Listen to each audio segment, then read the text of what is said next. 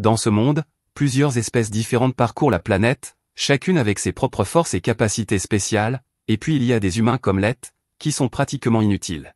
Un jour, Lett quitte son domicile dans l'espoir de devenir aventurier et se rend dans la grande ville pour s'inscrire. À son arrivée, il rencontre l'une des réceptionnistes qui l'aide à s'inscrire. Comme c'est la première fois qu'il s'inscrit à la guilde, elle lui dit qu'il commencera au rang F et, pour s'en assurer, elle confirme que Lett sera complètement inutile. Elle lui demande s'il a au moins un don qu'il peut utiliser, et Lett lui répond avec enthousiasme que son talent est le jeu de hasard gacha.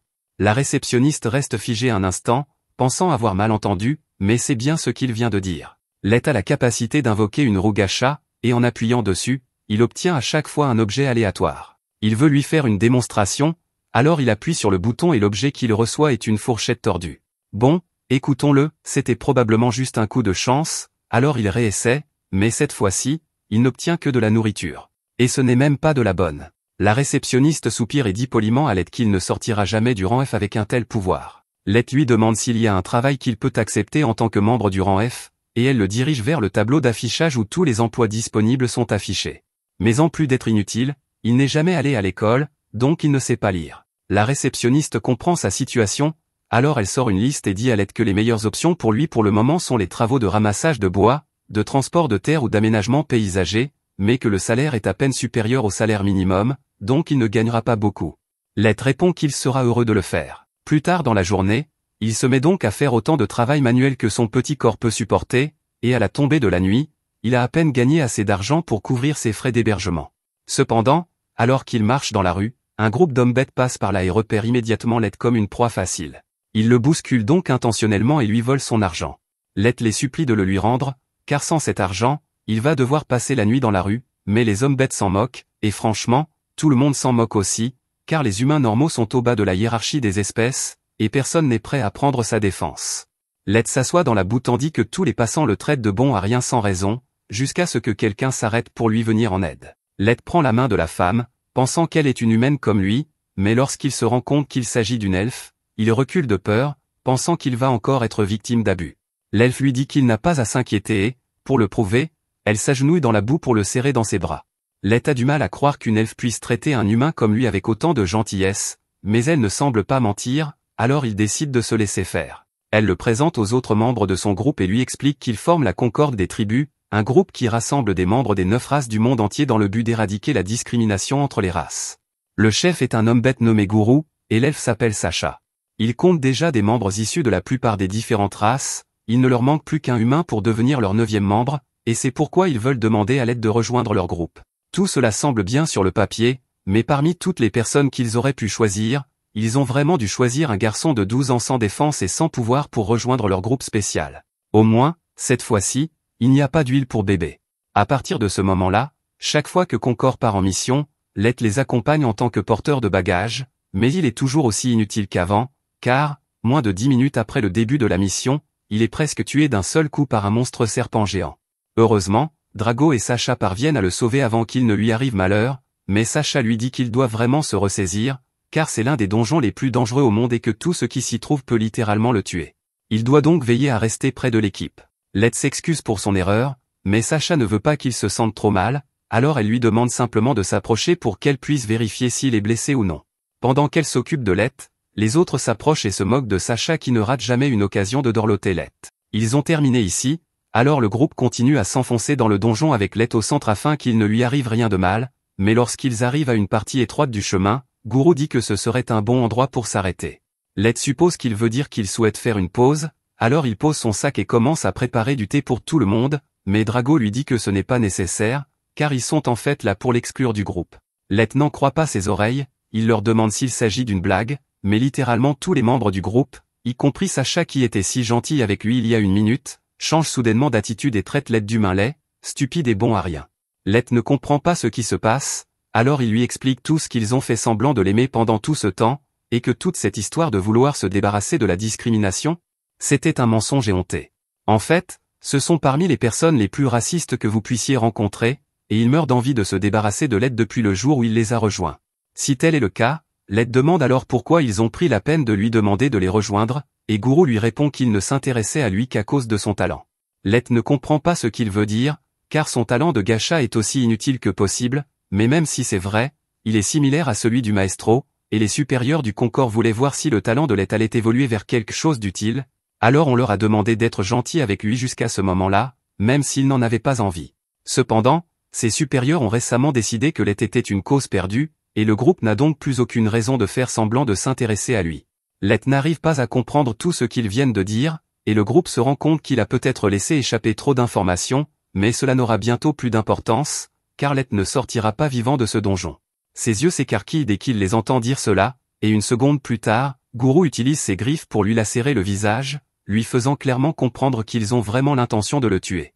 Il se met à courir pour leur échapper, mais ils se contentent de rire et lui disent que même s'il parvenait à s'échapper, il finirait par mourir aux mains d'un monstre au hasard dans le donjon. Cela dit, ils pensent qu'il sera beaucoup plus amusant de le tuer de leurs propres mains, alors Sacha prend son arc et lui tire dans la cuisse pour l'empêcher de s'échapper. Ils apprécient tous les cris de terreur de Let, et Guru commence à le frapper pour le faire crier davantage, mais les autres lui disent d'arrêter car leur histoire de couverture est que Let a été tué par une attaque surprise de monstres, ils ne peuvent donc pas lui infliger de blessures suspectes. Let essaie désespérément de ramper pour s'enfuir, car il ne veut pas mourir ici, mais avec sa jambe blessée, Guru lui dit qu'il n'a aucune chance de s'échapper. Malgré tout, il continue d'essayer de s'enfuir et, par chance, il parvient à déclencher un piège de téléportation. Le piège l'envoie directement à l'un des étages les plus profonds, où Let est désormais à l'abri des membres de Concorde, mais cela ne signifie pas pour autant qu'il va survivre. Il est bien conscient de sa faiblesse et sait qu'il est fichu dès qu'un seul monstre apparaîtra. Il essaie d'accepter le fait que c'est la fin, mais il ne comprend pas pourquoi tout cela lui arrive. Au cours des 4 dernières années, tous les membres de Concorde l'ont traité avec respect et gentillesse, mais tout cela s'est avéré être un mensonge. Ils l'utilisaient simplement parce qu'ils pensaient qu'il était un maestro, et lorsqu'ils ont découvert qu'il ne l'était pas, ils ont essayé de le tuer en lui riant au nez. Il refuse catégoriquement de les laisser s'en tirer comme ça. Peu importe la difficulté, il jure qu'il sortira d'ici vivant et qu'il les tuera tous, même si c'est la dernière chose qu'il fera. Cependant, à ce moment précis, Let entend quelque chose s'approcher derrière lui et, à sa grande horreur, il découvre une chimère de niveau 1000 qui le fixe du regard. Même les aventuriers les plus forts n'ont que quelques centaines de niveaux, et il n'a jamais vu un monstre comme celui-ci auparavant, ce qui signifie qu'il a dû être téléporté dans l'une des parties les plus profondes de l'abîme. Alors que le monstre s'approche de lui, il se pisse presque dessus de peur, car il sait qu'il n'a aucune chance de vaincre cette créature. Tout ce qu'il a pour l'instant, c'est son pouvoir gacha, qui n'a jamais vraiment fait ses preuves en matière d'utilité. Il n'a pas d'autre choix, alors il commence à appuyer frénétiquement sur le bouton, espérant que cela le sauvera, et miraculeusement, alors que le monstre se jette sur lui, sa roue gacha se transforme et une fille magnifiquement faite apparaît, détruisant le monstre en un instant. Let est sans voix après ce qu'il vient de voir, alors il reste assis là tandis que la fille s'approche de lui. Elle s'agenouille devant Let et pose sa main sur sa joue pour soigner sa blessure, car elle ne pouvait supporter la vue de telles cicatrices sur son beau corps. Let est stupéfait, car toute la douleur a disparu. La servante l'appelle, maître, et lui demande son nom. Il lui répond qu'il s'appelle Let, et sur le champ, elle jure de le servir avec une loyauté éternelle pour le reste de sa vie. Elle s'appelle Mei, elle est connue sous le nom de servante Everseeking et son niveau est supérieur à 9000. Elle dit qu'elle est une servante ultra rare issue de la compétence gacha de Let, et que son existence même est liée à lui. Mais Let a du mal à comprendre tout cela, car il a toujours pensé que sa compétence gacha était complètement inutile, et qu'il était donc impossible qu'une personne aussi extraordinaire que Mei puisse en sortir. Mei lui demande la permission d'évaluer sa capacité afin de pouvoir déterminer sa véritable nature. Let est surpris d'apprendre que Mei possède une capacité d'évaluation, mais elle lui précise qu'il ne s'agit que d'une de ses nombreuses compétences. Let lui dit qu'elle est libre de l'évaluer, alors elle commence le scan et est vraiment impressionnée par ce qu'elle voit. La compétence gacha de Let comporte des dizaines de couches de protection, de sorte que seules les personnes du niveau de Mei sont capables d'en voir les véritables capacités. D'après ce qu'elle peut en juger, elle peut être utilisée un nombre illimité de fois. Les récompenses qu'elle génère dépendent de la densité de mana environnante et vont des rangs extra et super ultra rares à normal et erreur. Let ne comprend pas vraiment ce dont Mei parle, alors elle lui explique qu'il y a toujours du mana présent dans l'atmosphère, mais que la densité de mana à la surface est assez faible, ce qui réduit à presque zéro les chances de débloquer une récompense utile comme Mei. Cependant, dans les profondeurs d'un donjon comme celui-ci, la densité de mana est incroyablement élevée, donc la probabilité de réussite d'une invocation augmente de manière exponentielle. Mei suppose que Let a dû s'aventurer intentionnellement dans les profondeurs du donjon pour révéler le véritable potentiel de son don, mais cela est loin d'être la vérité. Il est venu ici avec des personnes en qui il pensait pouvoir avoir confiance, mais elles ont toutes fini par le trahir. Elles lui ont lacéré le visage, lui ont tiré dans la jambe et se sont moquées de lui pendant tout ce temps.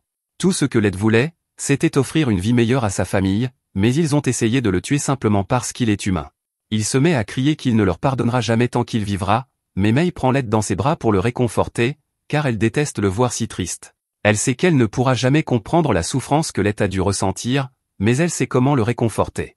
Elle assure à Lett que dès qu'il en donnera l'ordre, elle fera aligner les têtes de ces traîtres sur le sol dans l'heure qui suit, mais il se lève et lui dit qu'elle ne peut pas faire ça. Mei lui dit que des scélérats comme eux ne méritent aucune pitié, mais il ne lui a pas demandé d'attendre parce qu'il pense que les tuer serait une erreur, c'est plutôt parce qu'il veut être celui qui se vengera de ses propres mains. Il est tombé dans leur piège et a failli mourir de leurs mains parce qu'il était trop faible pour se défendre, alors il veut devenir assez fort pour s'assurer que rien de tel ne lui arrive à nouveau. Il sait que cela semble farfelu pour un faible comme lui de dire qu'il veut devenir fort, mais Mei ne pense pas que ce soit impossible. Elle jure que s'il veut devenir assez fort pour se venger lui-même, elle fera tout ce qui est en son pouvoir pour que cela arrive. Nous faisons un bond en avant de 3 ans, et au milieu du donjon abyssal, Lett a utilisé son pouvoir gacha pour bâtir une nation entière et invoquer une armée de serviteurs puissants qu'il adore tellement qu'ils sont prêts à payer cher pour avoir une tasse de l'eau de son bain. Alors que lui et Mei marchent dans les couloirs, elle est vraiment agacée par toutes les fées servantes qui essaient constamment d'attirer l'attention de Lett, mais celui-ci ne voit pas cela comme un problème, car c'est juste un signe de leur dévouement à son égard. Ils se rendent en ville pour saluer le peuple de Lett, et tout le monde ici l'aime et le respecte sincèrement en tant que chef. Quelqu'un mentionne même que les réserves mensuelles de sucreries sont presque épuisées, et Lett promet de se renseigner pour en obtenir davantage. Il pense qu'il s'agit peut-être d'un problème d'approvisionnement, car la ville compte beaucoup plus d'habitants qu'il y a 3 ans, et il devra donc s'adapter pour répondre à la demande accrue. En attendant, Lett demande à Mei si elle sait ce que font les autres serviteurs d'élite qu'il a invoqués. Elle lui répond qu'Aoyuki est occupé à cartographier la zone autour de l'abîme et Kelly est occupé à rechercher de nouveaux sorts pour aider Lett à atteindre ses objectifs. Il est reconnaissant que tout le monde fasse autant pour l'aider, mais Mei n'a rien mentionné à propos de Nazuna, alors il se demande ce qu'elle fait ces derniers temps. Mei explique que Nazuna se contente pour l'instant de patrouiller à l'intérieur du château, mais ce n'est pas parce qu'ils ont besoin de sécurité supplémentaire à l'intérieur, c'est parce qu'elle est trop bête pour aider à quoi que ce soit qui n'implique pas de combat. Pendant ce temps, à l'intérieur du château, nous voyons Nazuna se promener joyeusement dans les couloirs sans se soucier de rien, mais tant qu'elle ne cause pas de problème, il la laisse généralement faire ce qu'elle veut. Quant à Lett, c'est l'heure de sa séance d'entraînement quotidienne, il va donc retrouver l'un de ses serviteurs d'élite, Jack. Même s'il dispose de tous ses puissants subordonnés pour le protéger, il veut quand même être assez fort pour se débrouiller seul, alors il sort souvent s'entraîner avec Jack, et après 3 ans de cette routine, il est capable de lui tenir tête. De retour au château, Nazuna continue d'errer sans but jusqu'à ce qu'elle tombe par hasard sur quelques servantes chargées du ménage aujourd'hui. Elle leur dit qu'elle est en mission de patrouille très importante, et les servantes lui répondent toutes qu'elle fait du très bon travail, mais elles essaient en réalité de la flatter pour qu'elle leur rende service, et cela fonctionne. Maintenant qu'elle est de bonne humeur, elles lui disent qu'il y a un endroit spécial qu'elles aimeraient qu'elle patrouille pour elle, et Nazuna accepte sans hésiter d'écouter leurs demandes. Quelques minutes plus tard, Nazuna frappe à la porte de la chambre de Lett, mais à sa grande surprise, c'est Mei qui lui ouvre. Elle demande à Nazuna ce qu'elle fait là, et Nazuna répond fièrement qu'elle est en patrouille, ce qui est techniquement vrai, mais maintenant qu'elle y pense, elle se demande ce que Mei fait dans la chambre de Lett, alors qu'il est censé s'entraîner avec Jack en ce moment. Mei essaie de trouver une excuse et dit qu'elle était juste en train de nettoyer la chambre de Lett pendant son absence, mais pendant qu'elle parle, Nazuna parvient à se faufiler à l'intérieur, et il est évident que Mei n'était pas vraiment en train de nettoyer. En fait, si Nazuna devait deviner, elle dirait que Mei était en train de se rouler sur le lit de Lett et de renifler son oreiller jusqu'à il y a quelques instants. Mei panique et dit que cela faisait simplement partie de sa technique spéciale pour faire le lit, et Nazuna ne remet pas en question une seule seconde à quel point cela semble stupide, alors elle commence à féliciter Mei pour son excellent travail. En parlant de travail, elle se souvient enfin que les fées domestiques lui ont demandé de transmettre un message à Mei, qui dit en substance qu'elles en ont assez qu'elle monopolise la chambre de Lett tout le temps, car elles veulent aussi renifler, je veux dire, nettoyer ses affaires. Nazuna ne comprend pas vraiment pourquoi elles en font toute une histoire, mais Mei comprend parfaitement le message, alors elle donne une petite récompense à Nazuna pour la remercier de sa peine et la renvoie. Maintenant qu'elle a transmis le message, elle se rend à la pâtisserie pour s'acheter une friandise avec l'argent que Mei lui a donné, puis elle tombe par hasard sur Aoyuki sur l'une des terrasses. Nazuna est surprise de la voir ici, car elle pensait qu'Aoyuki était en mission de surveillance, mais celle-ci se contente de miauler, et Nazuna n'a aucune idée de ce qu'elle veut dire. Lett est généralement capable de déchiffrer la signification de ces miaulements, mais Nazuna suppose qu'Aoyuki veut qu'elle détruise toute la forêt sans raison. Nazuna le ferait certainement si personne ne la corrigeait, alors Aoyuki est obligé de sortir de son personnage et de parler normalement pour dire à Nazuna qu'elle est juste venue lui remettre une partie de la carte qu'elle a terminée.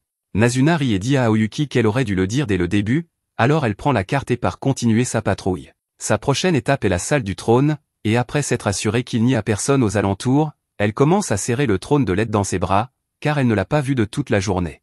Mais alors qu'elle est en train de le faire, elle entend soudain un grand craquement et réalise avec horreur qu'elle vient de casser l'aile d'un des éléments du trône. Elle va avoir de gros ennuis si quelqu'un s'en aperçoit, alors elle le répare frénétiquement juste assez pour qu'il se casse dès que quelqu'un d'autre le touchera, puis elle s'enfuit en courant. Dehors, Lett et Jack ont enfin terminé leur séance d'entraînement, ils décident donc d'arrêter pour aujourd'hui et se rendent au bain pour se détendre. Jack dit à Lett qu'il devient vraiment doué pour contrôler son corps et qu'il n'y a plus beaucoup de gens ici qui sont assez forts pour le suivre. Il en va probablement de même pour les gens à la surface, mais il rappelle à Lett qu'il ne doit pas se laisser aller à l'arrogance, car ils ne savent pas ce qui les attend à la surface.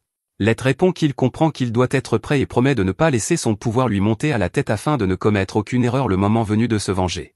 Pendant ce temps, Mei a convoqué dans son bureau les 4 fées qui ont remis ce message à Nazuna, et elle ne semble pas contente. Elle leur demande si elles savent pourquoi elle les a convoquées ici aujourd'hui, et elles essaient de feindre l'ignorance, mais Mei leur lit leur lettre mot pour mot, et Nazuna lui a déjà dit que c'était elle qui avait écrit la lettre, elles ne peuvent donc pas se sortir de ce pétrin. Elles reculent toutes et commencent à s'excuser pour ce qu'elles ont écrit, mais elles essaient de minimiser leurs actes en disant qu'elles l'ont fait uniquement par souci pour Mei. Elles disent qu'elles savent qu'elle a été très occupée ces derniers temps, alors elles ont voulu alléger sa charge de travail en prenant en charge le nettoyage de la chambre de Lett à sa place, et peut-être en reniflant 1 ou 2 oreillers pendant qu'elles y étaient, mais là n'est pas la question. Mei est également déçue par le fait qu'elles aient demandé à Nazuna de faire le sale boulot à leur place, car elle aurait peut-être accepté si elles avaient eu le courage de lui transmettre leur message en personne. Elle leur dit que leur demande a été rejetée et que, jusqu'à nouvel ordre, elles seront chargées de nettoyer tout le couloir qui mène à la salle du trône, sans pouvoir utiliser de magie pour accélérer le processus. Les servantes n'arrivent pas à croire que Mei leur ait confié une tâche aussi impossible, car il faudrait une éternité pour nettoyer à la main cet immense couloir, mais Mei ne pense pas que ce soit si difficile. Au contraire, elle dit qu'elle leur rend service, car des personnages de niveau 500 comme elle doivent travailler dur si elles veulent atteindre son niveau. De plus, Mei les informe qu'elle va bientôt se rendre à la surface pour une mission pour Lett, et que les 4 devront donc prendre le relais pendant son absence. Plus tard, les 4 servantes se réunissent dans leur chambre et sont très contrariées par le fait que Mei les punisse pour avoir simplement émis une plainte. Elles trouvent injuste qu'elle soit la seule à pouvoir profiter du parfum de Lett, mais Mei est la plus forte d'entre elles ne peuvent donc pas lui tenir tête. Prime suggère qu'elle pourrait essayer de l'empoisonner, mais Ifumi a déjà vérifié et Mei est immunisée contre toutes les formes de poison, donc cela ne marcherait pas. Elles se résignent toutes à la défaite et se mettent à gémir en disant à quel point elles veulent nettoyer la chambre de Lett et renifler son lit. Ifumi va encore plus loin et dit qu'elle veut utiliser une des fourchettes usagées de Lett, mais comme cela semble bizarre quand elle le dit à voix haute, les autres la traitent de dégénérée et lui disent qu'elle va trop loin. Ifumi se défend en disant que tout le monde ici ferait probablement la même chose s'il en avait l'occasion, et qu'ils ne peuvent pas le nier, donc qu'ils sont en réalité tout aussi mauvais qu'elle. Maintenant qu'ils y réfléchissent, Mei n'est pas beaucoup mieux que puisqu'elle était dans le lit de Lett plus tôt dans la journée, et le fait qu'elle ait été la première que Lett ait invoquée signifie que pendant qui sait combien de temps, elle et Lett étaient seuls dans le donjon, et à ce moment-là, le niveau de Lett était si bas qu'il n'aurait pas pu se défendre contre les monstres, alors il s'est probablement accroché à Mei pendant tout ce temps. Ils deviennent tous fous de jalousie à l'idée que Mei ait pu faire des choses indécentes avec Lett à un moment donné, et Ifumi a la brillante idée de transformer leur énergie jalouse en malédiction. Ils s'assoient donc tous à table et commencent à scander sans cesse pour que Mei meure. Malheureusement pour eux, Mei se tenait devant leur porte pendant tout ce temps et elle a pu entendre chaque mot qu'ils venaient de dire à son sujet, alors elle leur demande s'ils ont quelque chose à dire pour leur défense. Les 4 se recroquevillent derrière la table et commencent à dire à Mei qu'ils ne lui souhaiteraient jamais rien de mal, mais Mei les a clairement entendus prier pour sa mort, alors elle leur demande ce que cela signifiait. Le groupe finit par admettre qu'elles étaient simplement jalouses parce que Mei avait été invoquée en premier et avait ainsi pu passer beaucoup de temps seule avec Lett, mais Mei leur dit qu'il ne s'est rien passé d'indécent entre elle et Lett. Il a fallu environ 3 mois à Lett pour invoquer Aoyuki, et pendant ce temps, Mei était occupée à lui enseigner les arts martiaux et l'histoire du monde, donc aucune débauche n'a eu lieu. Les filles sont soulagées d'entendre cela, mais Mei poursuit en leur disant qu'elle était venue ici à l'origine pour s'excuser de leur avoir infligé une punition si sévère, mais qu'après ce qu'elles viennent de faire, elle pense qu'elle devra peut-être être encore plus sévère qu'auparavant. Elle leur dit qu'elles devront désormais nettoyer toute la salle du trône en plus du couloir. Les 3 filles s'agenouillent aux pieds de Mei et la supplient de reconsidérer sa décision, car elles ne pourront jamais nettoyer la gigantesque salle du trône toutes seules, mais Mei leur répond qu'elle n'aurait pas dû y penser avant de décider de prier pour sa chute. Ils sont contraints de se mettre immédiatement au travail et, à ce rythme, ils devront peut-être travailler toute la nuit pour tout finir, mais alors que Ifumi dépoussière le trône, l'aile du luminaire cassé tombe et ils se taisent tous en réalisant à quel point ils sont dans le pétrin. Pendant ce temps, Nazuna est allongée dans son lit, sans se soucier de rien. Le lendemain matin, Light sort et rencontre Aoyuki, Nazuna et Ellie devant le portail d'entrée. Nazuna est particulièrement excitée de voir Light, car elle n'a pas pu lui parler du tout hier. Light veut aller droit au but, mais à ce moment-là, un chien de chasse apparaît de nulle part, et même si Light est assez fort pour ne pas être menacé, il se met à trembler de peur en se souvenant du jour où il a failli mourir à cause d'un de ses chiens. Les autres sont furieux qu'un simple chien ose effrayer leur seigneur, alors ils commencent à discuter de plans pour exterminer son espèce. Le chien n'a encore rien fait, mais il comprend qu'un seul faux pas signifierait sa fin, alors il se couche sur le sol et commence à gémir pour sauver sa vie.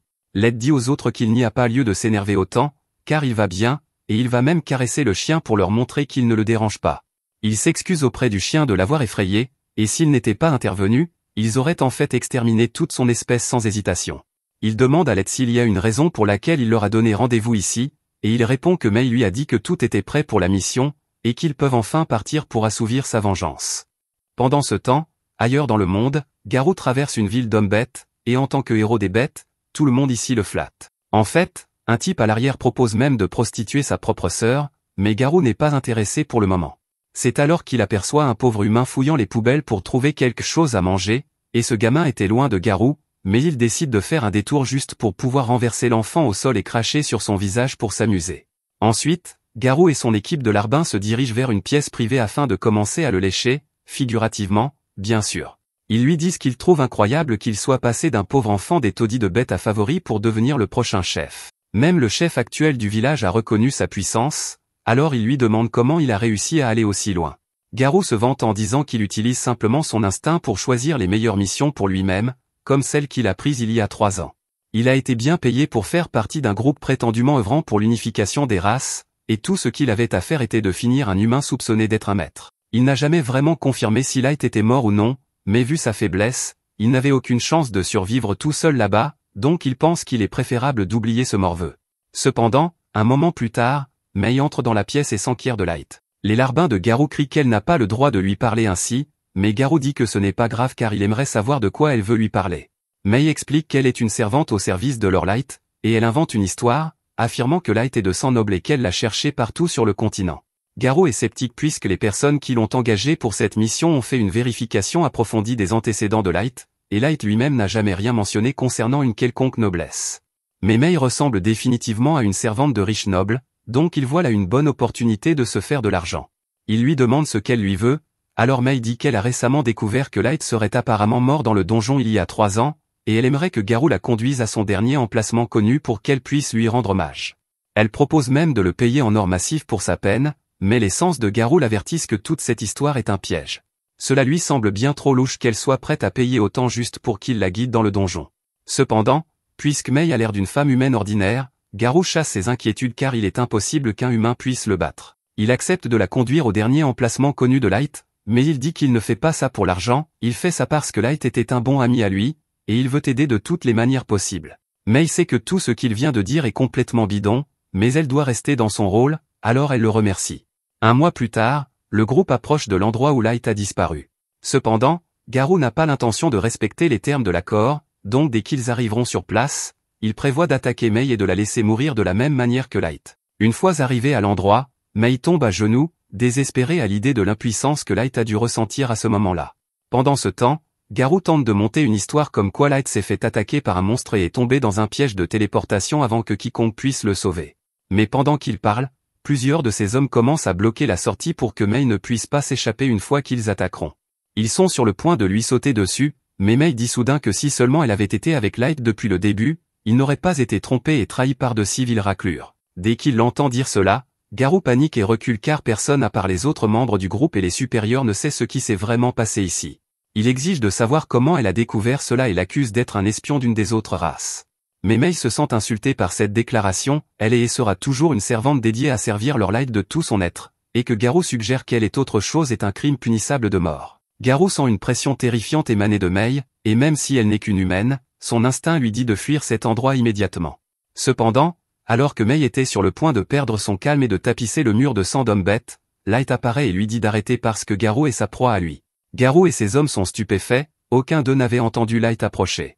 Garou n'en croyait pas ses yeux, il n'avait même pas envisagé la possibilité que Light ait pu survivre. Light dit négligemment qu'il est de retour pour se venger, mais Garou commence à rire car il trouve hilarant qu'un humain de niveau 15 comme Light pense être assez fort pour se venger de quelqu'un comme lui qui est niveau 150.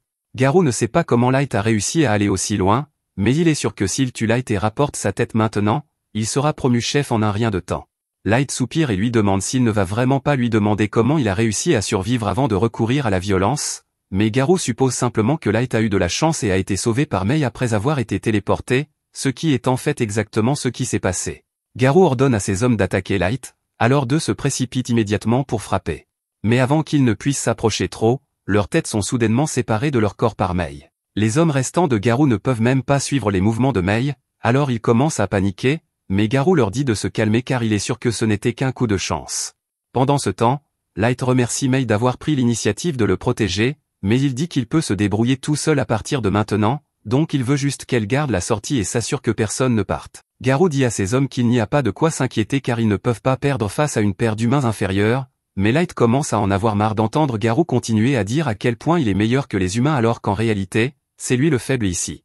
Garou n'y croit pas une seule seconde car il est bien connu que tous les humains sont faibles et ont peu de mana comparé aux autres races, donc il ne pourrait jamais être plus fort que lui. Si c'est ce qu'il croit vraiment, alors Light lui demande pourquoi deux de ses hommes ont la tête qui roule par terre s'ils sont tous plus forts que lui, mais Garou rejette cela en disant que c'est une erreur d'inattention. Lui et ses sbires sautent alors sur Light, qui ferme calmement les yeux et leur donne une leçon tout en levant à peine un doigt.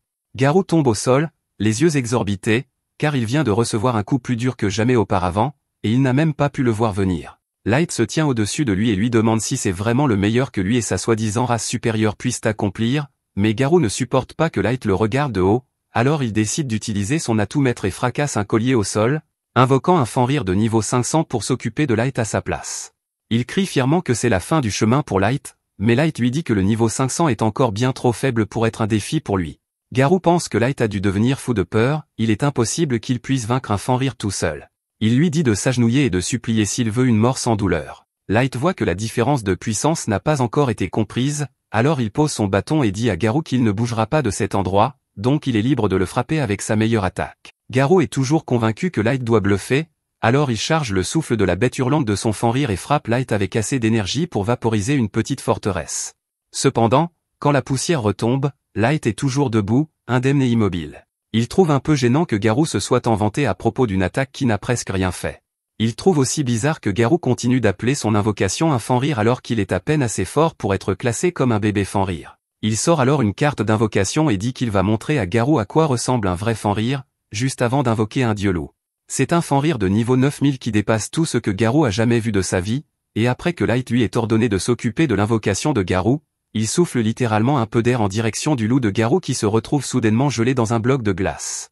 Voir Light sortir négligemment un loup capable de surpasser sans difficulté son invocation fait enfin réaliser à Garou à quel point il est foutu, mais Light lui dit que le dieu loup n'était que pour la démonstration car il aurait pu s'occuper de l'invocation de Garou tout seul s'il l'avait voulu. Pour rendre la différence de force absolument claire, Light active son écran de statut pour montrer à Garou qu'il est actuellement niveau 9999. Garou est maintenant absolument terrifié car il ne savait même pas que les niveaux pouvaient monter si haut, et il commence à penser que Light est un imposteur. Mais peu importe que ce soit le vrai Light ou non, car il va certainement le tuer vu la tournure des événements. Il jette ses armes et sa fierté et commence à supplier Light d'épargner sa vie. Il dit qu'il ne faisait que suivre les ordres de son pays et qu'il ne l'aurait jamais trahi autrement. Il lève les yeux, espérant que Light aura pitié de lui, mais avant tout cela, Light dit qu'il a quelques questions pour Garou. Premièrement, il l'interroge sur les maîtres que ses supérieurs lui ont demandé de trouver, mais Garou dit qu'il ne sait pas réellement ce que c'est. Light lui demande alors pourquoi ces mêmes supérieurs ont ordonné à Garou et aux autres de le tuer après avoir confirmé que Light n'était pas un maître, mais Garou n'a vraiment aucune information, il a juste obéi aux ordres. Light demande alors au reste des hommes bêtes s'ils savent quelque chose sur les maîtres, et ils mentent tous en disant que oui, espérant que Light les épargnera. Mais à l'instant suivant, Mei les tranche tous en morceaux pour avoir osé énoncer des mensonges devant leur Light. Light se retourne alors vers Garou et dit qu'il a une dernière question à poser, mais au cas où il penserait à mentir, il devrait savoir que l'œil du jugement de Mei peut dire s'il est honnête ou non, et il n'aimera pas ce qui se passe si elle découvre qu'il ment. Puisque l'intuition de Garou est si aiguisée, Light lui demande s'il pense qu'il serait possible de gagner une guerre contre les nations de la surface telle qu'il est maintenant. Garou hésite et déglutit, mais il finit par dire à Light que sa force incroyable lui donnerait certainement un avantage au début de la bataille, mais qu'il finirait par perdre. Il n'est toujours qu'une seule personne, donc gagner une guerre entière contre des nations qui ont d'innombrables soldats, armes et objets à leur disposition serait pratiquement impossible. Garou pense que Light sera contrarié par la réponse qu'il vient de donner, mais Light peut dire que Garou disait la vérité, et il s'y attendait déjà. Cependant, il dit qu'il a quelque chose à montrer à Garou, alors il sort une carte de téléportation et transporte Garou et Mei jusqu'à la salle du trône. Garou se couvre la tête de peur car il ne sait pas ce que Light a prévu pour lui, mais quand il ouvre les yeux, il reste sans voix en voyant l'armée de Light dans toute sa gloire. Light marche jusqu'à son trône, et une fois là, il demande à tous ses subordonnés d'afficher leur niveau pour que Garou puisse voir à quel point ils sont puissants. Horrifié, Garou découvre que la plupart de l'armée de Light est au-dessus du niveau 5000, et même les plus faibles sont encore niveau 1500. Maintenant que Garou a vu sa véritable puissance militaire, Light lui demande s'il serait possible de gagner une guerre contre la surface avec une armée comme celle-ci, et l'expression sur son visage en dit long à Light. Maintenant qu'il a confirmé qu'il peut gagner, en récompense, Light dit qu'il va pardonner à Garou pour toute la douleur qu'il a causée à l'époque. Light dit qu'il va infliger à Garou une souffrance constante qui le fera supplier la mort, et Garou sait qu'il ne peut rien y faire car à ce stade, Light pourrait tout aussi bien être un dieu de la destruction. Le lendemain, Light retourna dans son village natal pour retrouver sa famille et l'emmener dans sa cité souterraine, mais malheureusement, à leur arrivée, il ne trouva qu'un tas de décombres et de chair en décomposition. Apparemment, le village avait été détruit environ 6 mois auparavant par des forces inconnues, et personne n'avait été épargné. Light fouilla le village à la recherche de cadavres afin de pouvoir leur offrir des funérailles dignes, et à son grand soulagement, il ne trouva aucun corps appartenant à ses frères et sœurs. Il en conclut donc qu'il devait être encore en vie quelque part. Cependant, ses parents n'eurent pas cette chance. Gold demanda à Light s'il allait bien, car cela devait être très difficile à accepter pour lui, mais il répondit qu'il allait bien. Pour l'instant, ils doivent se concentrer sur la mission qui les attend, et ils demandent donc à Gold et Nemunu de l'aider à rassembler autant d'informations que possible. Même s'ils savent désormais que leur armée est assez forte pour affronter les forces mondiales, il serait imprudent de se lancer immédiatement dans la guerre. Ils souhaitent donc en savoir plus sur la puissance de chaque nation. De plus, il est presque certain que la destruction de sa ville natale est liée au fait qu'il était soupçonné d'être un maître, il veut donc découvrir ce qu'est un maître et pourquoi cela vaut la peine de verser autant de sang.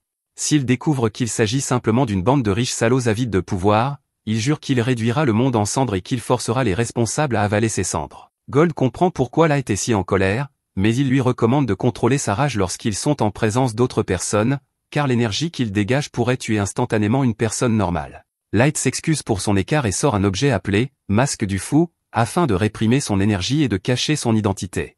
Il fait ensuite ses adieux aux tombes de ses parents et s'excuse de ne pas avoir pu les sauver.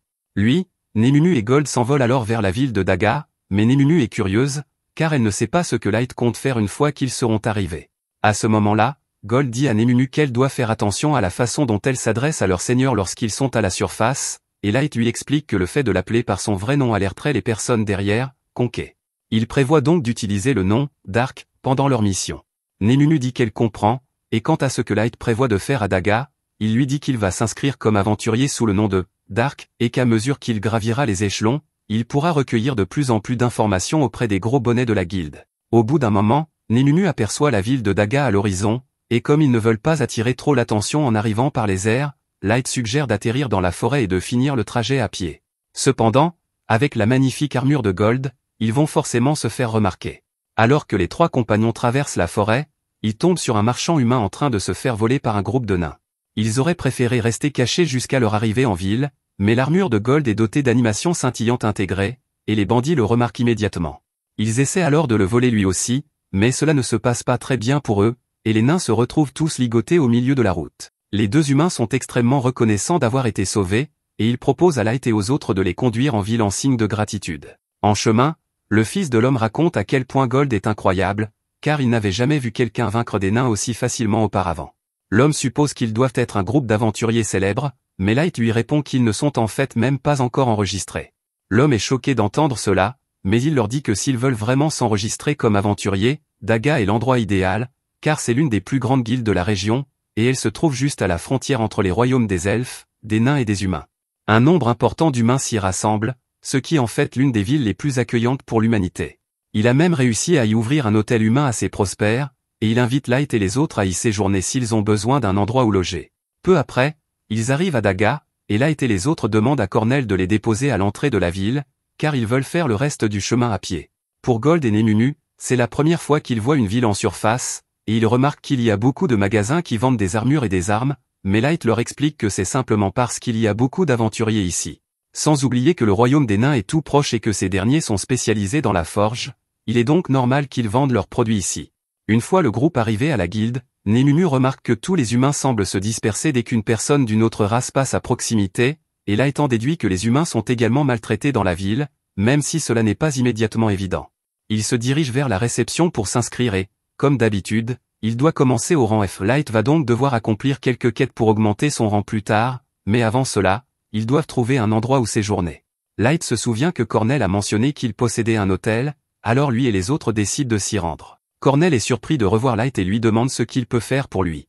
Light lui répond qu'il a une demande spéciale à lui faire. Il dit à Cornell qu'il aimerait louer tout le dernier étage de ce bâtiment et que personne, pas même le personnel de Cornell, ne doit y entrer sous aucun prétexte. En guise de paiement, il pose un sac rempli de pièces d'or sur la table, et Cornell reste sans voix, ne sachant que dire. Light dit qu'il peut payer plus si cela ne suffit pas, mais Cornell lui répond que c'est déjà 10 fois plus que nécessaire. Il dit qu'il ne peut pas accepter une telle somme de la part de l'homme qui lui a sauvé la vie plus tôt, mais Light insiste, alors Cornell finit par accepter cette offre généreuse et dit qu'il préparera les chambres dès que possible. Peu après, Light et les autres montent à l'étage, et il sort quelques cartes de sortilège bloquant la perception et les jette sur la pièce pour s'assurer que personne ne pourra les écouter.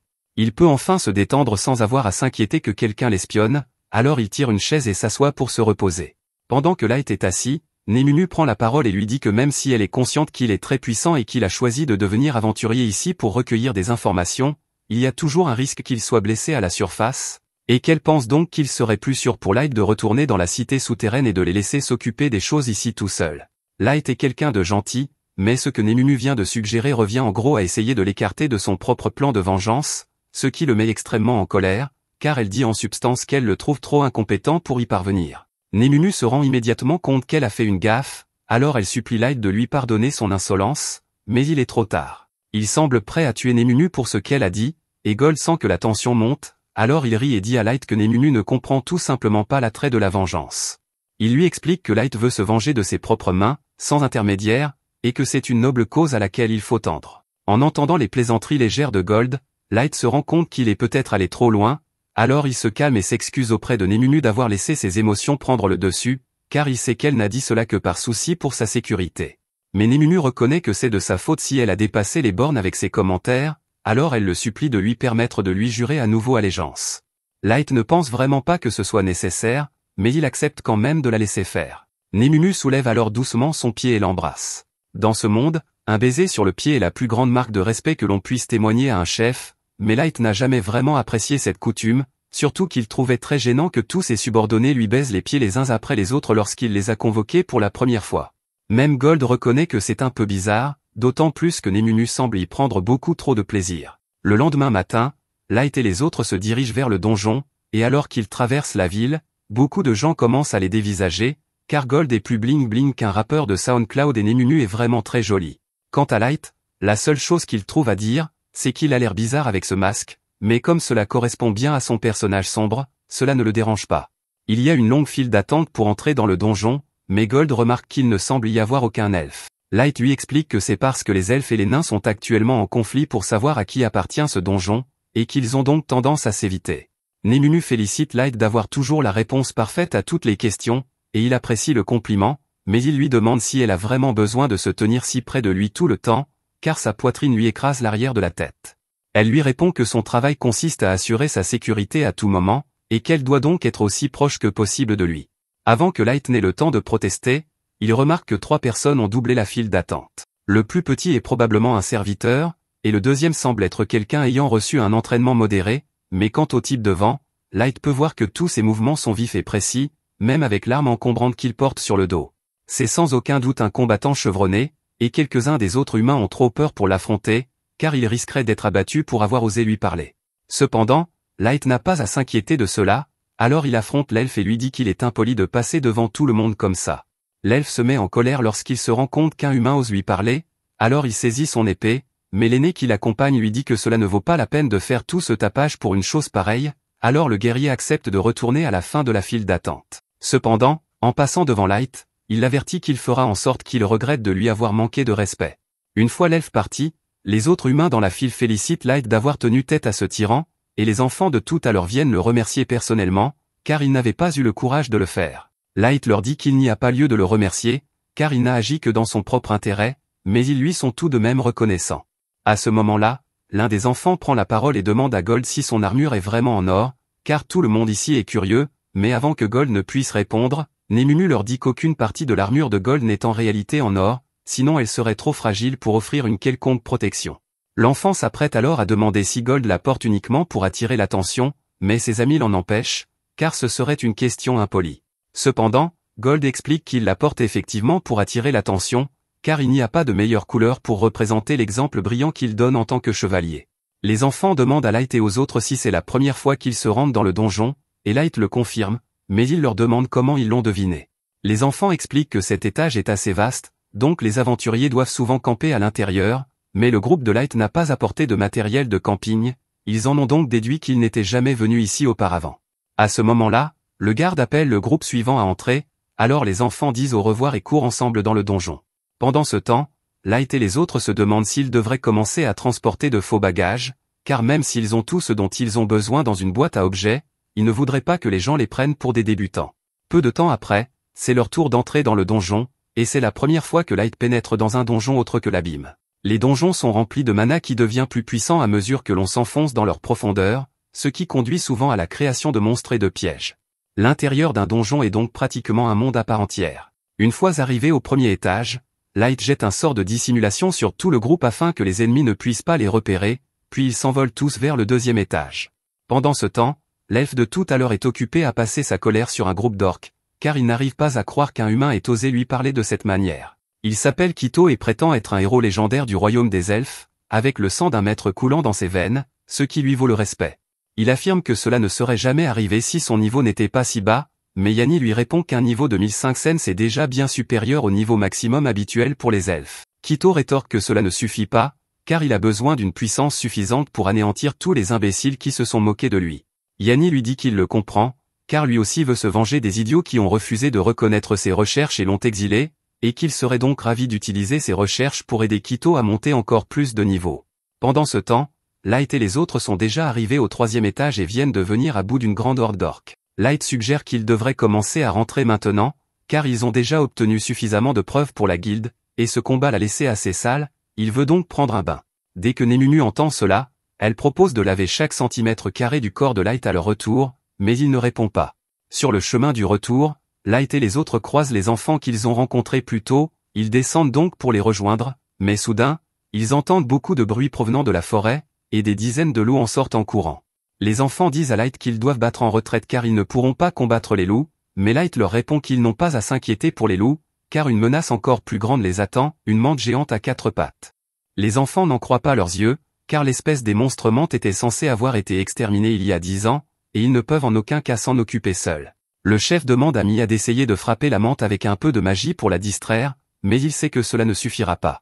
Il se tourne donc désespérément vers Let et les autres et leur demande de l'aider à désorienter le monstre afin qu'ils puissent tous s'échapper ensemble. Cependant, après avoir entendu que les enfants prévoyaient de battre en retraite, Let leur demande si cela signifie qu'ils ne verront pas d'inconvénient à ce qu'il s'en charge lui-même. Les enfants pensent qu'il est fou, car une mante comme celle-ci doit être au moins de niveau 500, mais Let leur dit qu'il n'y a pas lieu de s'inquiéter, car lui et ses amis sont tout à fait capables de s'en occuper.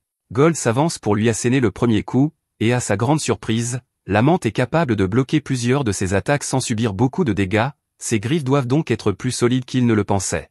Let décide de passer à l'action et lance une flèche enflammée directement sur la mante, mais avant qu'elle ne l'atteigne, celle-ci la part et la renvoie directement sur Let. En voyant cela, les enfants pensent que Let et les autres sont en difficulté, alors ils demandent à Mia de se dépêcher de lancer son sort d'attaque, mais elle est bien trop excitée par ce que Let vient de faire pour se concentrer. Il vient d'utiliser un sort de combat sans avoir à prononcer d'incantation, et elle ne savait même pas que c'était possible. Les autres ne connaissent pas grand-chose à la magie, ils ne peuvent donc pas juger de ce qui est impressionnant ou non. Cependant, Gold leur dit qu'il ferait mieux de rester en retrait et, en prime, il leur promet de leur donner une petite leçon sur ce que signifie être chevalier. Il leur explique notamment qu'un bouclier ne sert pas uniquement à se défendre. Alors que la mante religieuse l'attaque, il se retourne et part parfaitement son attaque, brisant la pince de la mante au passage. Il leur explique ensuite qu'un chevalier ne doit jamais manquer une occasion de frapper. Alors que la mante est encore sous le choc de la perte de sa griffe, Gold se précipite derrière elle et lui coupe une patte. Let intervient alors avec d'autres flèches enflammées, mais cette fois-ci, lorsque la mante les dévie, les flèches changent simplement de trajectoire et lui transpercent le dos. Let a pris le contrôle des flèches, donc désormais, quoi que fasse la menthe, elles atteindront toujours leur cible. Tous les membres de la menthe finissent par être arrachés, et elle réalise qu'elle n'a aucune chance de vaincre Let, alors elle s'enfuit vers la forêt. Let est surpris qu'elle soit assez intelligente pour décider de battre en retraite, mais il ne va pas la laisser s'échapper après tout ça. Il lance un mur de feu devant la menthe pour l'empêcher d'atteindre la forêt, et Mia est complètement bouleversée, car elle n'a jamais vu personne utiliser une magie tactique aussi étendue et instantanée. La menthe n'a plus nulle part où aller, mais elle a toujours ses ailes, alors elle s'envole dans le ciel pour tenter une dernière fois de s'échapper.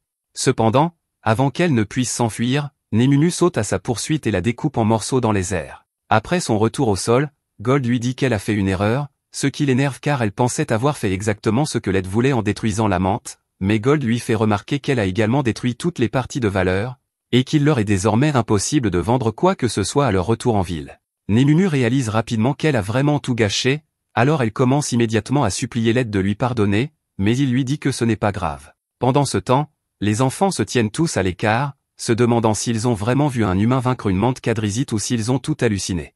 Quelques minutes plus tard, en fouillant dans la bave de la menthe, les enfants trouvent par hasard sa gemme magique, qui, par chance, est encore intacte. Let pourra donc la présenter comme preuve de son exploit. Mais avant qu'il ne parte, l'un des enfants s'approche de lui et lui demande s'il fait partie d'un célèbre groupe d'aventuriers ou quelque chose du genre, car il semble bien trop fort pour être un débutant. Cependant, Let leur apprend qu'ils sont tous effectivement classés F, et les enfants ne savent plus quoi croire. Maintenant que le combat est terminé, Mia utilise sa magie pour créer une boule d'eau et propose à Let de l'utiliser pour se laver et se débarrasser de la substance visqueuse de la menthe. Let lui est reconnaissant d'utiliser son précieux mana pour lui permettre de se laver, mais elle répond que c'est le moins qu'elle puisse faire. Comme il se fait tard, le chef demande à Let et aux autres s'ils souhaitent camper avec eux pour la nuit, en partie parce qu'il est dangereux de se promener une fois la nuit tombée, mais aussi parce que Mia souhaite vraiment parler de magie avec Let. Comme cela ne présente aucun danger, Let accepte de rester. Pendant que le groupe mange, Mia pose toutes sortes de questions à Let sur son passé, mais comme il ne peut pas vraiment lui révéler ses plans, il invente une fausse histoire et dit que ses deux parents étaient de puissants mages, ce qui explique pourquoi il est si doué pour lancer des sorts sans incantation. Cela semble logique pour Mia, mais son frère dit qu'il ne comprend toujours pas pourquoi c'est si impressionnant. Après l'avoir entendu dire cela, elle se lance dans une longue tirade sur l'incroyable magie de Let.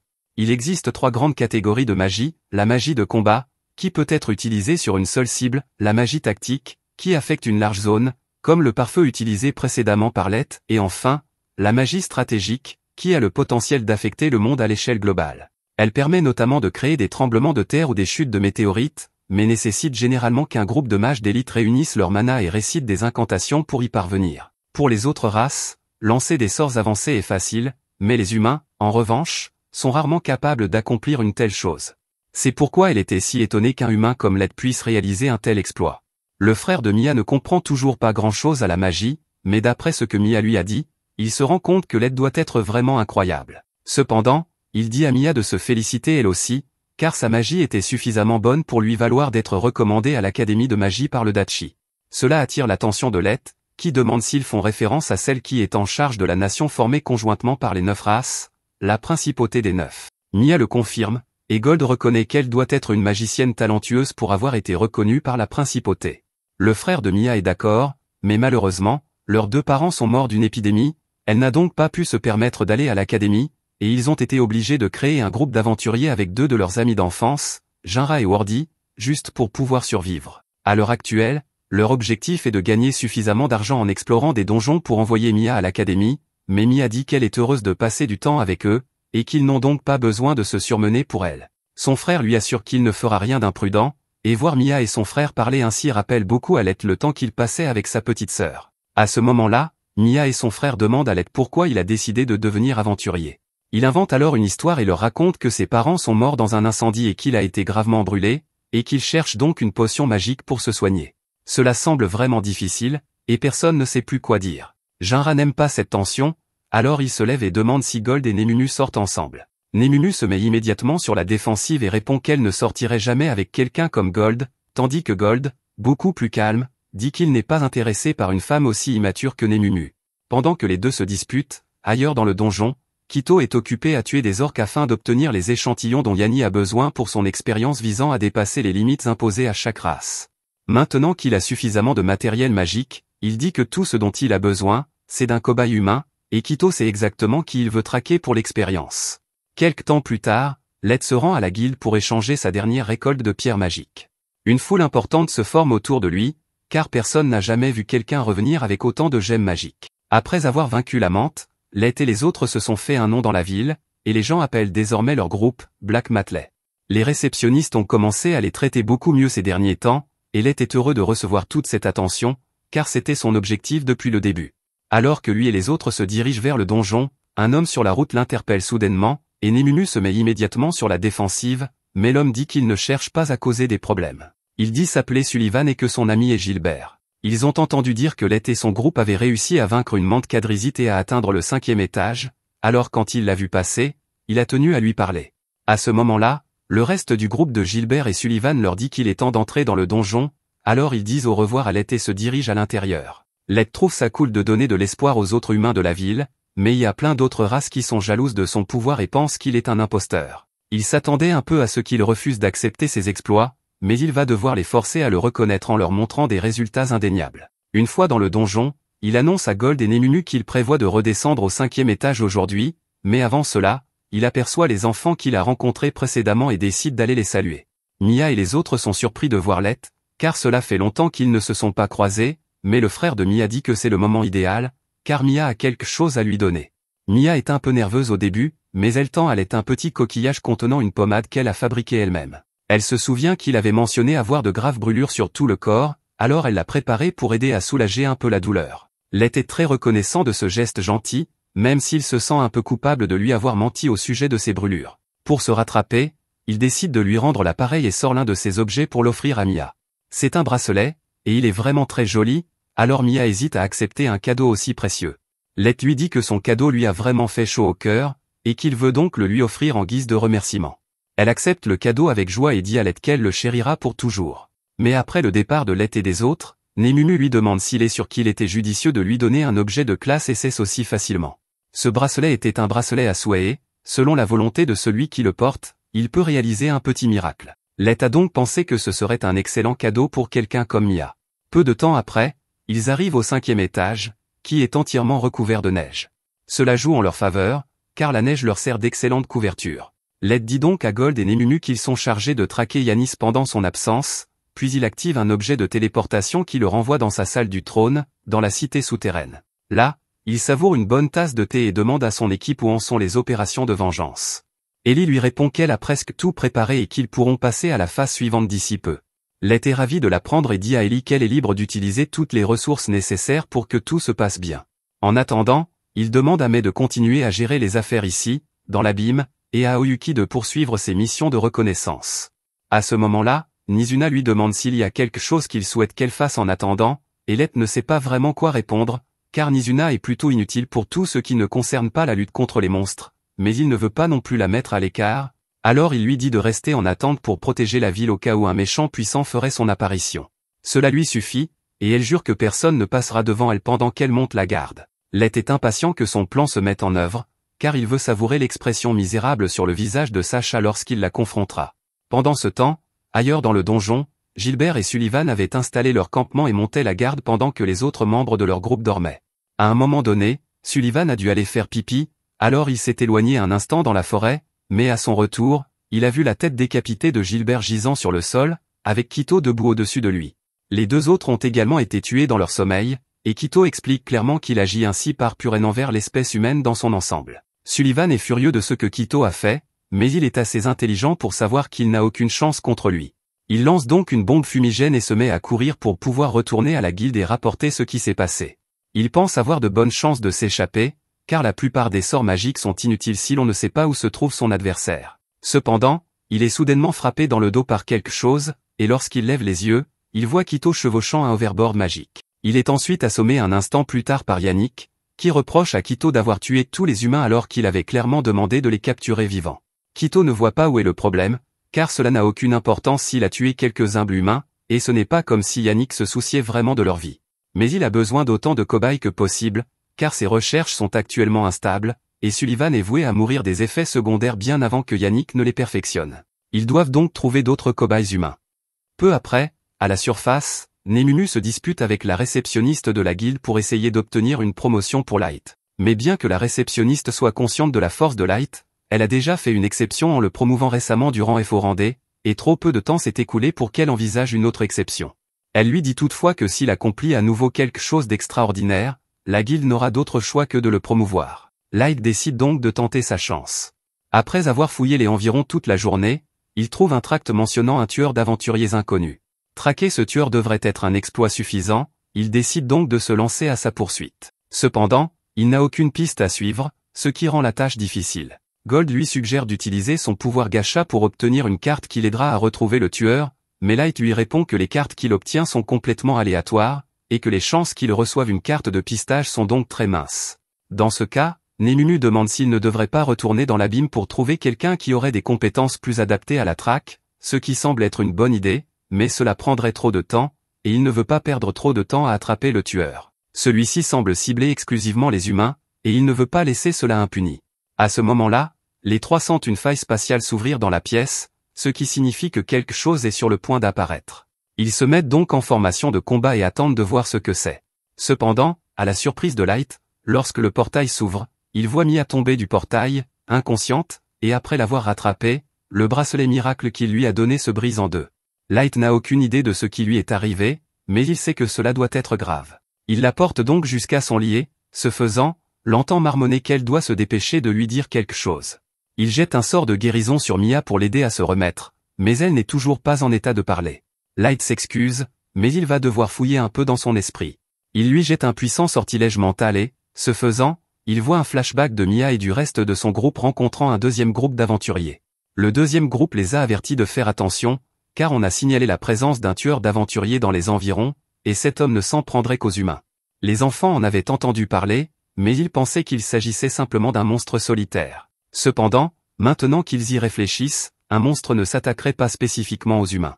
Après avoir entendu cela, Mia s'inquiète car elle sait que leur groupe n'aurait aucune chance si le tueur les attaquait, et il en va de même pour l'autre groupe d'aventuriers, c'est pourquoi il prévoit de quitter les lieux dès que possible. Avant de partir, le deuxième groupe dit aux enfants qu'ils devraient probablement quitter le donjon eux aussi, car tant que le tueur n'aura pas été capturé, les humains ne seront pas en sécurité ici. Les enfants prennent cet avertissement au sérieux et décident de partir dès que possible, mais comme ils ne s'attendaient pas à devoir remonter à la surface en urgence, ils sont tous très fatigués. Ils ne parviennent donc pas à revenir avant la tombée de la nuit, mais ils ne peuvent pas s'arrêter, car ils ne savent pas quand le tueur frappera à nouveau. Et par malchance, quelques instants plus tard, ils entendent la voix de Yannick leur dire qu'il est dangereux de rester dehors à cette heure tardive. À ce stade, les enfants n'ont aucune idée que ces deux-là sont responsables des meurtres, alors Mia suggère de les avertir. Le groupe dit à Yannick et Keto qu'il y a eu une série de meurtres ici, et qu'il serait plus prudent de retourner à la surface pour l'instant.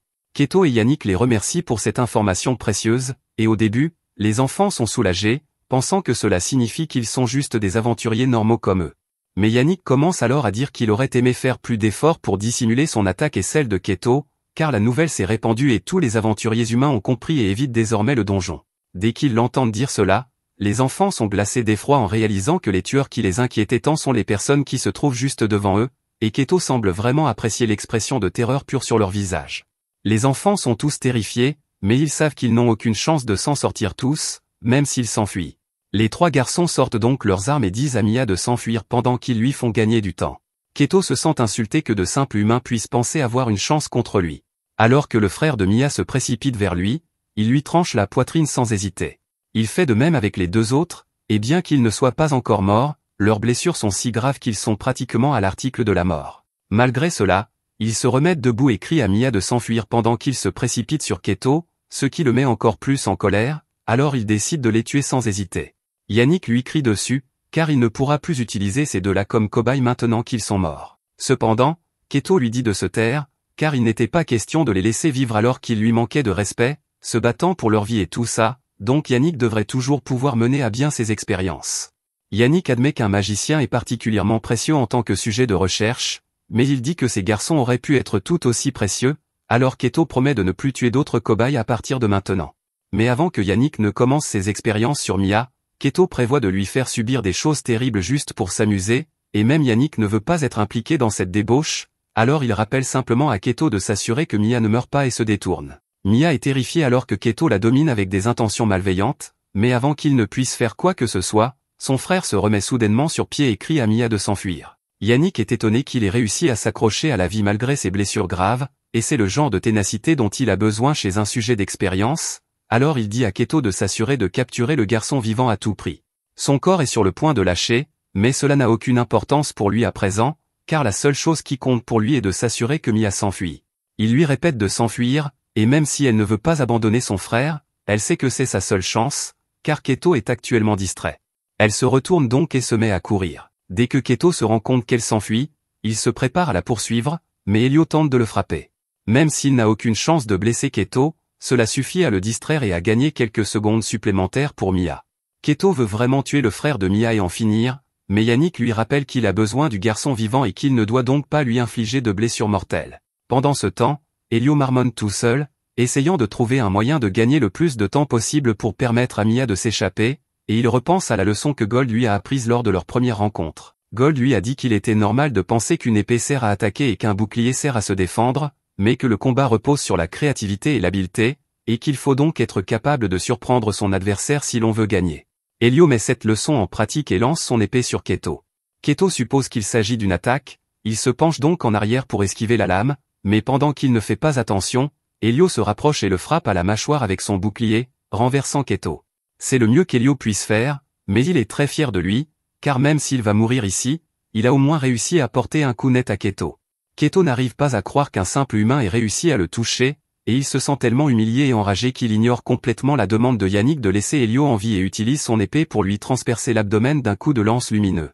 Contre toute attente, Elio ne meurt pas sur le coup, et Keto prévoit de le faire souffrir autant que possible pour avoir osé frapper son visage majestueux, mais Yannick l'arrête et lui dit qu'il doit immédiatement partir à la recherche de Mia, car si elle parvient à s'échapper, les choses se compliqueront lorsque la guilde découvrira ce qu'ils ont fait ici. Keto est toujours en colère, mais il comprend le point de vue de Yannick, alors il fait demi-tour et se lance à la poursuite de Mia. Mia court aussi vite qu'elle le peut depuis un moment déjà, mais avant qu'elle ne puisse atteindre la sortie, Keto lui barre le chemin avec 3 lames de lumière. Mia n'en revient pas, car elle ne pensait pas qu'il serait capable de la rattraper aussi rapidement, mais Keto possède l'arme légendaire de la nation des elfes, l'épée Grandius, qui lui permet de créer autant de lames de lumière qu'il le souhaite et de les déplacer à sa guise. Il lui dit qu'il est inutile de courir, car avec ses lames, la rattraper est un jeu d'enfant, mais Mia refuse toujours d'abandonner. Elle jette un sort et lance quelques glaçons sur Keto afin de lui obstruer la vue et de pouvoir s'échapper dans la forêt, mais après avoir couru quelques minutes supplémentaires, Keto la retrouve et la jette à terre. Il lui dit qu'elle devrait être reconnaissante d'être sacrifiée pour le bien d'un futur héros légendaire comme lui, mais Mia lui crie qu'il ne mérite pas d'être appelé ainsi. Le titre de héros légendaire est réservé aux personnes qui sont à la fois fortes et gentilles comme Light, mais Keto, en revanche, n'est qu'un loser qui aime intimider ceux qui sont plus faibles que lui. Ces paroles touchent Keto au vif, car il se souvient que les autres elfes se moquaient de lui, le traitant de tyran bon à rien qui ne s'en prend qu'aux plus faibles. C'est en partie pour cette raison qu'il a été banni de la société elfique, mais il refuse d'accepter qu'il est le problème et reproche plutôt à tous ceux qui l'entourent de ne pas reconnaître à quel point il est formidable. Il perd la tête sous le coup de la colère et oublie complètement de garder Mia en vie, s'apprêtant à la frapper. Mia comprend qu'elle ne peut échapper à cette attaque, mais elle refuse toujours d'abandonner et tente désespérément de trouver un moyen d'atteindre Light pour lui demander de l'aide, et c'est alors que le bracelet se met en action. De retour au présent, après avoir appris tout ce que Mia et les autres ont enduré, Light est fou de rage. Il dit donc à Gold et Nemunu de se préparer à partir, car il s'apprête à s'en prendre à ses elfes. De retour dans le donjon, Yannick tente de soigner les blessures d'Elio, mais vu l'état de son corps, il semble déjà trop tard pour le sauver, et il est vraiment bouleversé d'avoir perdu un spécimen aussi précieux. À ce moment-là, Keto revient et Yannick lui demande s'il a réussi à capturer la fille, mais il répond qu'il a perdu sa trace. Dès qu'il entend cela, Yannick commence à paniquer. Il demande à Keto comment il a pu se laisser battre par une petite fille, mais Keto répond que ce n'était pas sa faute, car comment aurait-il pu savoir qu'elle allait disparaître comme ça dans les airs? Yannick n'arrive pas à y croire, car il est impossible qu'une enfant humaine comme elle ait un objet de téléportation sur elle, mais c'est pourtant bien ce qui s'est passé, et il doit donc accepter la réalité, à savoir qu'ils sont tous les deux fichus. Si Mia rapporte ce qui s'est passé à la guilde, ce n'est qu'une question de temps avant que la nouvelle n'atteigne la nation des elfes, et dès qu'ils auront découvert où se trouve Keto, ils se lanceront à sa poursuite pour avoir volé l'épée Grandius. Pour aggraver les choses, la nation elfique enverra très certainement le chevalier en chef à leur poursuite, et on dit qu'il est d'environ niveau 3000, tous ses chevaliers personnels étant au moins de niveau 2000. En d'autres termes, Keto et Yannick sont cuits. Leur seule chance de survie serait maintenant d'essayer les recherches de Yannick afin de rendre Keto assez fort pour affronter les chevaliers elfiques, mais avant qu'il ne puisse partir pour le faire, Light apparaît soudainement et leur dit qu'ils n'iront nulle part. Keto reconnaît Light comme étant celui qui l'avait interpellé pour avoir doublé la file d'attente lorsqu'il était entré dans le donjon, mais il ne comprend pas comment un humain a pu le surprendre ainsi alors qu'il est de niveau 1500. Light est attristé de voir Jinra et Wordy gisant sans vie sur le sol, et comme il est déjà trop tard pour les sauver, il leur ferme les yeux et s'excuse de ne pas être arrivé plus tôt. Gold attrape alors le corps d'Elio, qui semble encore avoir un peu de vie en lui, ce qui laisse penser que Light pourrait encore le sauver. Il jette un sort de guérison sur Elio, puis se retourne pour demander à Keto pourquoi il a fait une chose pareille. Mais peu importe, il se moque des raisons égoïstes qui les ont poussés à agir ainsi, car ils ont fait souffrir ses amis, et il jure sur son nom qu'il leur fera subir une douleur si insupportable qu'ils supplieront qu'on leur accorde la douce délivrance de la mort. Light demande à Neminu et Gold de rester en dehors de ça, car il veut s'en occuper seul, et Keto est offensé que Light semble penser qu'il peut le vaincre seul. Il en a assez que des humains insignifiants le défient tout le temps, alors qu'il est largement supérieur, alors il dit qu'il prendra tout son temps pour torturer Light avant de le tuer. Mais après avoir lancé sa première attaque, Light la bloque facilement avec son bâton, et il est un peu déçu par Keto, car il s'attendait à plus de puissance de sa part. Il perd son sang-froid après que Light l'ait presque assommé avec son bâton et décide d'utiliser toute la puissance de son épée pour l'éliminer, mais malgré les dizaines de lames lancées sur Light, celui-ci parvient facilement à les contrer toutes avec un peu de magie de glace, laissant Keto complètement incrédule. Il commence à piquer une crise de colère parce qu'il ne peut pas accepter qu'un humain soit en fait meilleur que lui, et il se met à dire qu'avec la grande épée de l'ancien maestro, il ne devrait pas perdre comme ça. Light n'écoutait pas vraiment, mais dès qu'il entend Keto mentionner un maestro, il devient intéressé, car c'est le genre d'information qu'il recherche. Light demande à Keto comment il connaît les maestros, mais celui-ci rit et répond qu'il est impossible qu'il ne les connaisse pas. Après tout, il est né avec le sang d'un maestro. Après avoir appris que Keto est le descendant d'un maître, Light annonce à Neminu et Gold qu'il y a eu un changement de plan. À l'origine, il comptait simplement tuer Keto, mais il souhaite désormais le ramener dans les abysses et lui soutirer autant d'informations que possible. Les deux comprennent et lui disent qu'ils s'occuperont de Yannick pendant qu'il sera occupé avec Keto. Mais Yannick trouve injuste qu'ils s'en prennent à lui alors qu'il n'est pas un combattant. Cependant, il a prévu quelque chose pour ce genre de situation, et il attire leur attention sur les deux serviteurs derrière lui, qui commencent à se transformer, révélant qu'ils sont le résultat de l'expérience hybride humain-monstre de Yannick. Il se met alors à pérorer sur la façon dont il a combiné des humains et des monstres afin de dépasser les limites naturelles de leur corps, et il aurait fait bien plus que cela, mais il faut beaucoup de cobayes humains pour créer un hybride stable, alors il prévoit de rassembler encore plus d'humains pour faire des expériences dès qu'il en aura l'occasion. Neminu, Gold et Light sont dégoûtés par les actions de Yannick, mais ce qui est encore plus horrible, c'est que Light reconnaît l'un d'entre eux. C'est l'homme qu'il a rencontré en ville il y a quelque temps, et il regrette de ne pas avoir pu le sauver des expériences tordues de Yannick. Mais il ne peut plus rien faire pour le sauver, alors Light demande à Neminu et Gold de mettre fin aux souffrances des monstres. Neminu et Gold tranchent sans effort les corps des hybrides pour mettre fin à leurs souffrances, mais Yannick affiche toujours ce sourire suffisant et leur dit qu'ils n'ont pas encore gagné. Il a conçu les monstres pour qu'ils puissent se régénérer après avoir subi des dommages, ils vont donc devoir faire beaucoup plus que cela s'ils veulent tuer les hybrides. Light commence à s'inquiéter un peu pour Neminu et Gold, mais il n'a pas le temps d'aller voir comment ils vont car Keto continue de lancer des coups d'épée. Neminu et Gold essaient de frapper les hybrides à plusieurs reprises, mais quoi qu'ils fassent, les monstres continuent de se régénérer. Yannick les traite d'imbéciles pour avoir pensé pouvoir vaincre ses créations. Neminu et Gold en ont assez d'écouter les bavardages incessants de Yanu et ne veulent pas prolonger les souffrances de ces malheureux humains. Ils décident donc d'utiliser leurs coups spéciaux pour mettre fin rapidement à leurs souffrances. Ils enduisent tous de leurs armes de mana et frappent les hybrides, et Yannick recommence à se moquer d'eux, car il pense qu'ils n'ont aucune chance de tuer ces monstres, mais il se rend alors compte que les hybrides ne se relèvent pas et qu'ils lui semblent bien morts. Il commence à paniquer car il ne peut pas croire que tous les fruits de ses recherches puissent être effacés si facilement, mais alors qu'il se tient debout devant les cendres de ses victimes, Neminu arrive par derrière et lui donne un coup de pied dans les parties pour être sûr de ne plus avoir à écouter ses absurdités. Quant à Light, il domine Keto avec sa magie depuis un certain temps déjà, et chaque fois qu'une attaque est sur le point de l'atteindre, Keto prend un air terrifié. Light trouve cela amusant, car Keto se comportait de manière arrogante il y a un instant. Keto refuse de laisser un humain sans valeur le mépriser, alors il se relève et active la forme ultime de l'épée sacrée, enchantant la lame avec plusieurs types de magie et étendant sa portée d'attaque effective. Light est quelque peu impressionné, car l'épée semble incroyablement polyvalente, mais aussi cool qu'elle puisse paraître, Keto vise très mal et ne parvient pas à toucher Light. Il commence à se plaindre que Light est un lâche parce qu'il esquive les attaques et dit que Light serait mort s'il avait réussi à le toucher. C'est un peu le but des esquives, mais Light décide de faire plaisir à Keto et reste immobile, lui disant de frapper de toutes ses forces. Keto pense que Light est devenu fou, mais il ne peut pas laisser passer cette occasion, Alors il lève son épée et saute en l'air pour porter un coup précis à Lett. Mais même si le coup d'épée a bien atteint sa cible, il n'a pas eu beaucoup d'effet. Keto n'en revient pas, car il devrait être impossible pour un humain d'encaisser un coup direct de Grandus. Et pour bien montrer la différence de force entre eux, Lett dit à Keto qu'il peut continuer à essayer s'il le souhaite. Keto frappe Lett à plusieurs reprises, mais aucune de ses attaques ne cause le moindre dommage, jusqu'à ce que Lett, lassé d'être frappé, brise l'enchantement de Grandus. Il frappe alors Keto à l'estomac et l'envoie valdinguer d'un coup de poing au visage. Lorsque Keto cesse enfin de rouler sur le sol, son visage est défiguré et Lett se tient au-dessus de lui d'un air menaçant. Il dit qu'il a beaucoup de questions à poser à Keto, donc il ne le tuera pas tout de suite, du moins pas avant qu'il ait souffert plusieurs fois plus que ce qu'il a fait subir à toutes ses victimes.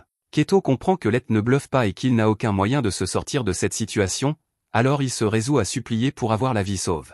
Il dit à Lett qu'il vient de la nation elfique et qu'il était autrefois le prochain capitaine des Chevaliers Blancs, et qu'il lui donnera toutes les informations qu'il veut s'il fait preuve de clémence.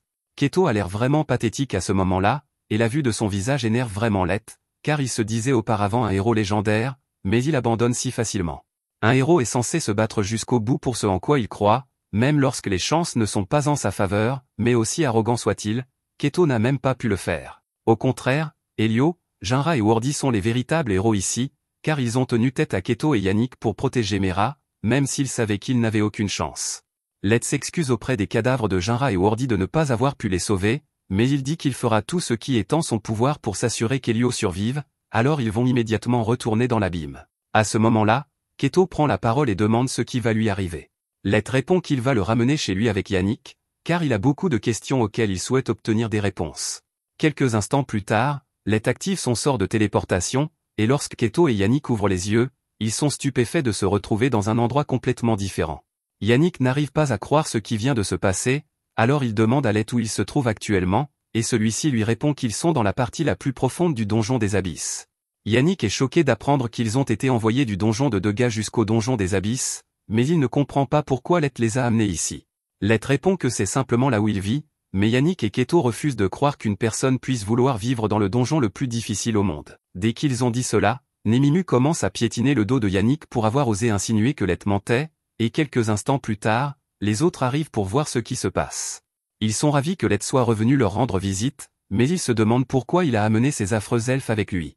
Lett explique que ces deux-là sont des criminels odieux qui ont mené des expériences horribles sur des humains innocents, causant la mort de nombreuses personnes, dont 2 amis de Lett, mais qu'ils détiennent des informations sur ce qu'est un maître, et qu'il a donc décidé de ne pas les tuer pour l'instant. Dès que les filles apprennent ce que Keto et Yannick ont fait, elles se mettent toutes à les fixer d'un regard meurtrier et à discuter des différentes façons dont elles comptent les faire souffrir pour leurs actes. Lett s'attendait à ce genre de réaction de leur part, mais il leur fait clairement comprendre qu'ils ne sont pas autorisés à tuer ces deux-là tant qu'ils n'ont pas obtenu de toutes les informations sur les maîtres, et ils acceptent tous de se retenir si c'est ce que Lett souhaite. En attendant, Lett demande à Gold de soigner Elio, et il veut que Nemimu l'accompagne car il prévoit d'organiser des funérailles dignes de ce nom pour Jinra et Wordy. Il s'apprête à partir, mais soudain, Yannick le supplie d'attendre et le prie de reconsidérer sa décision de le punir, car tout cela est la faute de Keto. Mais Keto répond que c'est Yannick qui est responsable, car c'est lui qui lui a dit qu'il pourrait l'aider à dépasser ses limites physiques s'il l'aidait à rassembler des sujets de recherche. Ils commencent à se disputer pour savoir à qui revient l'idée de tout cela, mais Lett les interrompt et leur pose une question simple, alors qu'ils se pavanaient comme des dieux, tuant et torturant les humains faibles comme des vers, ont-ils jamais fait preuve de pitié lorsqu'ils imploraient qu'on leur laisse la vie sauve? Keto et Yannick se figent complètement, car ils savent qu'ils n'ont jamais montré la moindre pitié à aucune de leurs victimes, et leur silence en dit long à Lett. Ils leur annoncent donc qu'ils subiront le même sort et qu'ils ne peuvent rien y faire. Peu après, Mia se réveille à l'auberge de Daga et aperçoit Lett assis à côté de son lit. Elle lui demande ce qui s'est passé, car le dernier souvenir qu'elle a, c'est d'avoir été poursuivi par Keto. Lett lui explique que lui et les autres l'ont trouvé juste au moment où les tueurs d'aventuriers s'apprêtaient à la capturer, et qu'ils l'ont ramenée à l'auberge pour qu'elle puisse se reposer. Lett lui apprend également qu'ils ont réussi à soigner les blessures d'Elio et à lui sauver la vie, mais lorsqu'elle lui demande ce qui est arrivé à Jinra et Wordy, il n'a malheureusement pas de bonnes nouvelles à lui annoncer. Il lui tend une mèche de leurs cheveux et lui dit que Jinra et Wordy sont morts de leurs blessures avant qu'ils n'arrivent sur place. Mia est dévastée par cette nouvelle, mais elle est tout de même très reconnaissante à Lett d'être venu les aider, car sans lui, son frère et elle n'auraient jamais survécu. Lett se lève pour lui laisser le temps de se remettre de ses émotions, mais il se sent un peu coupable, car dans des moments comme celui-ci, il se demande si utiliser sa force uniquement dans le but de se venger est vraiment la bonne chose à faire. Le lendemain matin, Led se rend à la guilde pour signaler l'incident du tueur d'aventuriers et fournir toutes les informations pertinentes. Cependant, il omet de mentionner qu'il a placé Keto et Yannick en détention, de sorte que la guilde pense toujours qu'ils sont quelque part dans la nature. En récompense des précieuses informations fournies par Led et pour avoir sauvé 2 victimes potentielles, lui et son groupe sont officiellement promus au rang C. Plus tard, Led s'assoit pour discuter avec Mia et Elio et leur demande ce qu'ils comptent faire maintenant. Elio lui répond qu'ils vont abandonner l'aventure et retourner dans leur ville natale. Led leur demande pourquoi ils veulent abandonner, car il est sûr qu'ils pourraient trouver un autre groupe avec lequel s'associer, mais même si c'est vrai, cela ne leur semble pas correct de former un autre groupe si peu de temps après la mort de Jinra et Wardy. De plus, ils doivent également ramener leurs dépouilles chez eux afin de pouvoir organiser les funérailles de leurs chers amis. Led comprend leurs sentiments, mais il demande à Mia ce qu'elle compte faire pour ses études de magie, car si elle est devenue aventurière, c'était avant tout pour gagner suffisamment d'argent afin de pouvoir fréquenter l'académie. Mia répond qu'elle va se concentrer sur l'auto-apprentissage pour le moment et qu'elle va travailler dur pour ne plus être une novice la prochaine fois qu'elle rencontrera Led. Après le départ de Mia et Elio, Led décide de retourner dans l'abîme pour voir comment les choses se passent là-bas, et à son arrivée, il est accueilli par Mei et Ellie. Il leur demande où en est leur enquête, et Mei lui présente un dossier contenant tout ce qu'ils ont pu apprendre de Keto et Yannick. Apparemment, les descendants d'un maestro sont connus pour monter plus facilement en niveau, et une légende raconte que si un maestro n'est pas contrôlé, cela pourrait mener à la destruction du monde entier. Cette révélation rend Led curieux de savoir à quel point un maestro doit être puissant pour avoir le potentiel de détruire le monde entier à lui seul, mais malheureusement, ils n'ont pas plus d'informations à ce sujet. Ce qu'ils ont appris jusqu'à présent provient d'une conversation que Keto a eue avec le capitaine des Chevaliers Blancs il y a quelques années, et même si Ellie a utilisé sa magie interdite pour extraire autant de souvenirs que possible, ceux-ci étaient encore très fragmentés, et ils n'ont donc pas pu en apprendre beaucoup. Led demande dans quel état se trouvent Yannick et Keto, alors Ellie ouvre un portail pour lui montrer, et les deux semblent avoir vécu un véritable enfer. Comme il n'y a plus d'informations à obtenir, Led décide qu'il est temps de se débarrasser d'eux, alors il invoque une créature appelée Deadman's Banquet, qui dévore Keto et Yannick de manière incroyablement brutale. Maintenant que cela est réglé, il demande à Ellie comment se déroule son autre opération. Elle lui répond joyeusement que tous les préparatifs sont terminés et qu'il peut commencer sa vengeance contre Sacha quand il le souhaite, mais qu'elle aimerait d'abord capturer les Chevaliers Blancs, car tous leurs membres sont apparemment des sous-maestros et elle ne sait pas de quoi ils sont capables. Le vice-capitaine des Chevaliers Blancs, Mikkel, est également fiancé à Sacha, donc Ellie pense qu'il ferait un bon otage, et Led est impressionné par la façon dont elle a bien réfléchi à tout cela. Pendant ce temps, dans la nation des elfes, Sacha s'amuse à raconter à Mikkel comment elle a trahi Led et l'a fait supplier pour sa vie avec une expression pitoyable sur le visage, et Mikkel semble beaucoup apprécier l'histoire. Il regrette même de ne pas avoir été là pour voir cela de ses propres yeux, car il a déjà été envoyé en mission pour éradiquer un village humain, et il a adoré voir à quel point les humains avaient l'air pitoyables lorsqu'ils suppliaient pour leur vie. Les deux s'amusent beaucoup à discuter de leur plaisir à voir les humains souffrir, mais pendant ce temps, Led se prépare à faire payer à Sacha toute la douleur et la souffrance qu'elle lui a infligée.